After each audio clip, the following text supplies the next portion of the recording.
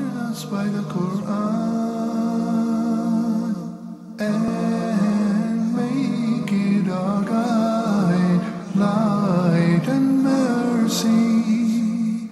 Allah, let us memorize what we've forgotten of it and educate us what we've missed,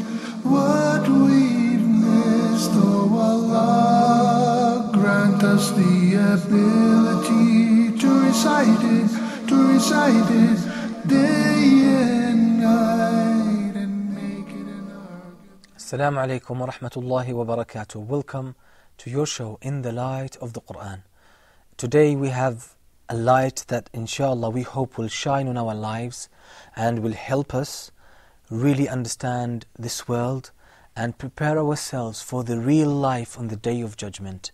Actually, if the parable that Allah gives here in these verses, the light, the strength of this light and the beauty of it has the potential to help us really understand this world in a way that will make us work better and prepare ourselves better for the Day of Judgment and make us better individuals. We will see how we can get that inshallah. It's very important today, and these verses are I personally love these verses so much, and I hope that you will go to them and read them if you know how to read Arabic. If you don't know how to read Arabic, go to the translation of the meanings. You will get some of the meanings inshallah there. These verses, this light is so powerful, so strong. I repeatedly recite these verses because they are very strong. They touch the heart straight away. They straight go to the heart, and they have a lot of influence, a lot of potential in our lives. Let's start with the recitation inshallah and spend some time with these verses. Then we will talk about the wisdoms and the light that we can derive from them. أعوذ بالله من الشيطان الرجيم بسم الله الرحمن الرحيم يا أيها الذين آمنوا اتقوا الله ولتنظر نفس ما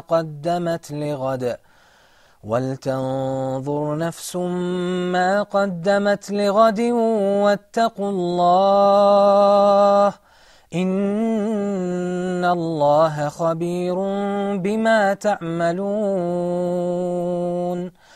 ولا تكونوا كالذين نسوا الله فأنساهم أنفسهم أولئك هم الفاسقون لا يستوي أصحاب النار وأصحاب الجنة هم الفائزون لو أنزلنا هذا القرآن على جبل لرأيته خاشعا متصدعا من خشية الله وتلك الأمثال نضربها للناس لعلهم يتفكرون هو الله الذي لا إله إلا هو عالم الغيب والشهادة هو الرحمن الرحيم هو الله الذي لا إله إلا هو الملك القدوس السلام المؤمن المهيمن العزيز الجبار المتكبر سبحان الله عما يشركون هو الله الخالق البارئ المصور له الأسماء الحسنى يسبح له ما في السماوات والأرض وهو العزيز الحكيم.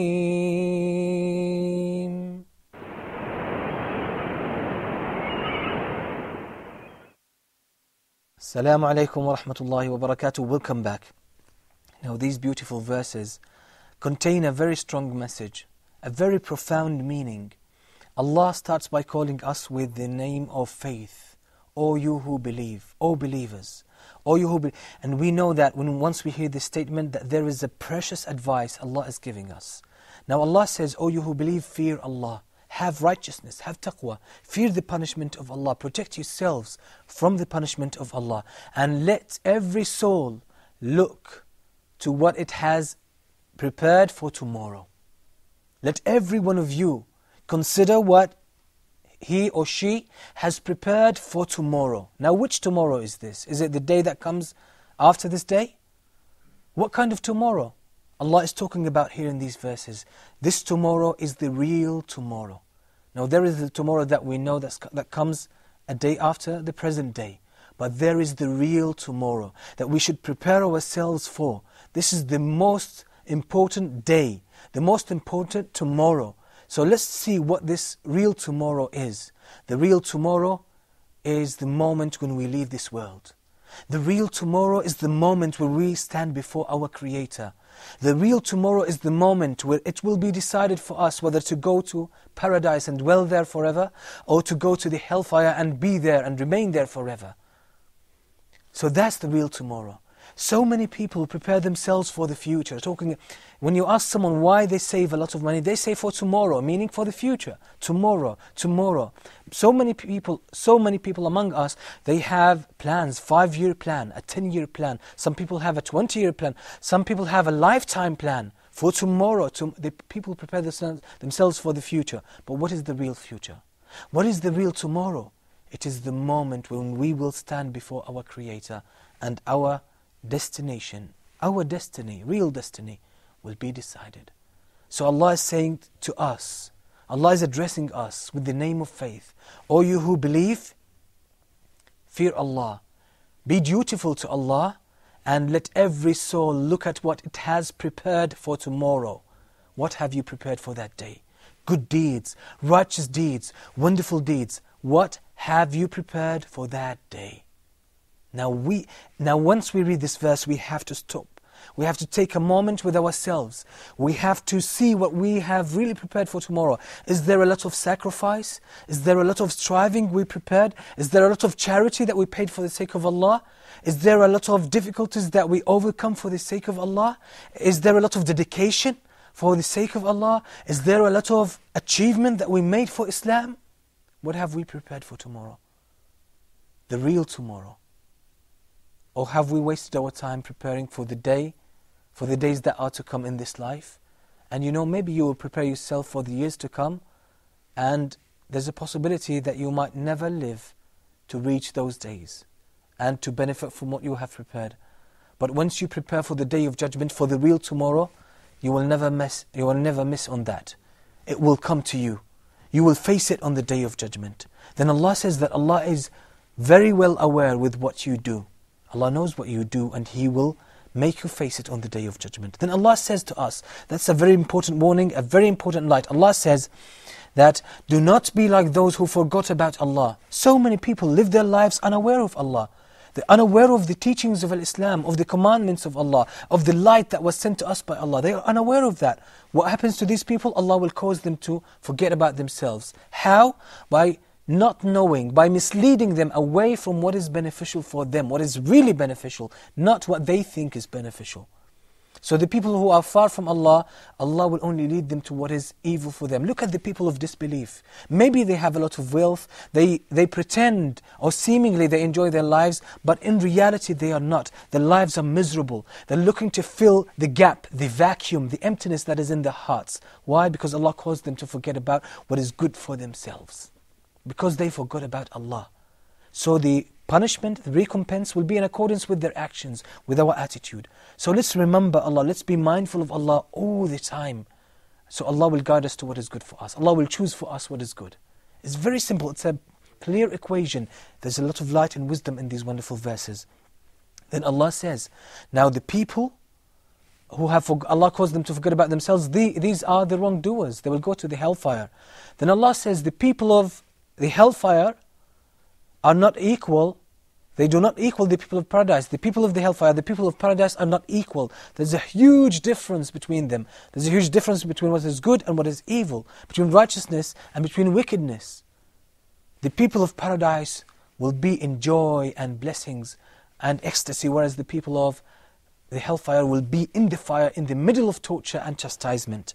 Then Allah says, gives us a very strong parable, saying, if we sent down this Qur'an, if we sent this Qur'an to a mountain or upon a mountain, it would have been, or you would see it, you would have seen it humble, and it would rent asunder, it would crack and fall down because of the heaviness, because of the glory of the Qur'an. So what's the matter with human beings? We are hearing the Qur'an, we read the Qur'an, but we don't benefit from it.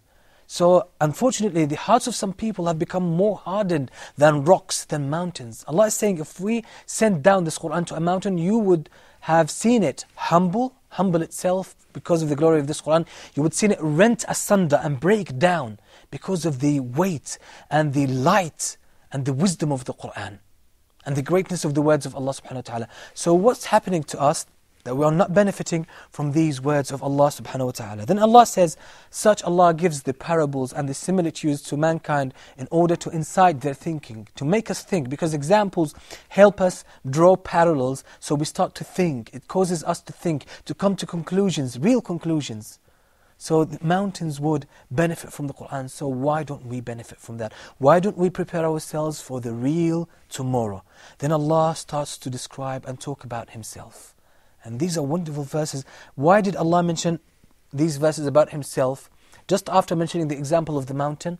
Just to show us that we have to understand the names of Allah, get to know Him more, benefit from these names and these attributes of Allah. Allah says that no one has the right to be worshipped but Him. He knows everything. He knows the matters of the seen and the unseen. He knows everything, and He is the most merciful. Then Allah says that no one has the right to be worshipped but Him.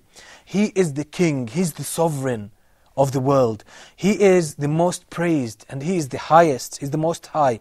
And He is the one who brings peace, and He is the one who brings security, and He is the one who controls all the universe and has authority and power over everything. Then Allah says He is the Almighty, and He is the greatest. Then Allah says how high Allah is above and exalted, above everything they say. Then Allah says He is the Creator. He's the one who gives you the images. He's Allah who gives everything its shape.